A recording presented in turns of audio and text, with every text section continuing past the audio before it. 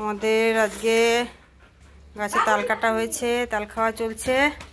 আর এই দেখো আমরা তাল গাছে পেয়েছি বাবুই পাখির বাসা। তবে যে গাছে উঠেছিল সে খুব ভুল কাজ করেছে, তাল গাছের পাতা কেটে ফেলেছে, সেখানে বাসাগুলো ছিল দেখেনি, এখানে বাসাগুলো পড়ে গিয়েছে আর আমরা তারপর পুড়িয়ে নিয়ে এসেছি। এই যে কি সুন্দর সুন্দর বানিয়েছে দেখ, অপূর্ব শিল্পকর্ম। বাবুই পাখি কোন দিকে ঢোকে? এইটা এই তলা দিয়ে ঢোকে, তুই ধর আমি দেখাচ্ছি। এই দে এই তলা দিয়ে ঢোকে, ঠিক আছে? ডিম ছিল প্রত্যেকটাতে, বাচ্চা ছিল, সব ফেটে গেছে। ওই গাছাল যে গাছে উঠেছে দেখেনি। আর এটা এইদিকে ঢোকে, এই দেখ এইদিকে ঢোকে, দেখ এইদিকে ঢুকে এখানে বাচ্চা ডিম সব রাখে, ঢোকে।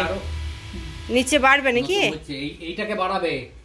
ও এইটাকে বাড়াতে বাড়াতে নিচ পর্যন্ত নিয়ে আসে, দিয়ে ফুট ফুট করে ঢোকে। আর এই যে এটা নিচ পর্যন্ত নিয়ে এসছে, দিয়ে এইটা এইদিকে বসে যায়।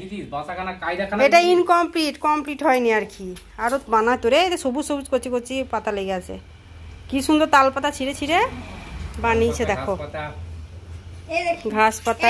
হ্যাঁ তাল পাতার মধ্যে গেইতেছে, কি সুন্দর। এই যে আমরা 3টে বাবুই পাখির বাসা পেয়েছি, দুটো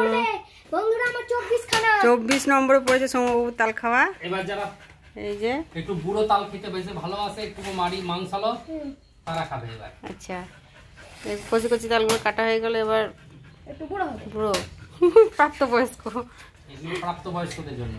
হ্যাঁ তো যাই হোক, তালের সাথে আমরা এই বাবুই পাখির বাসাও পেয়েছি। হ্যাঁ যাই হোক, এবার এগুলো সাজিয়ে রাখতে হবে দেওয়ালে যত্ন করে।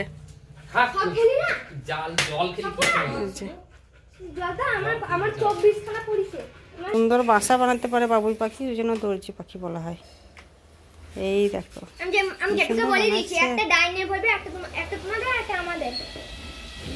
পূর্ব শিল্পকর্ম।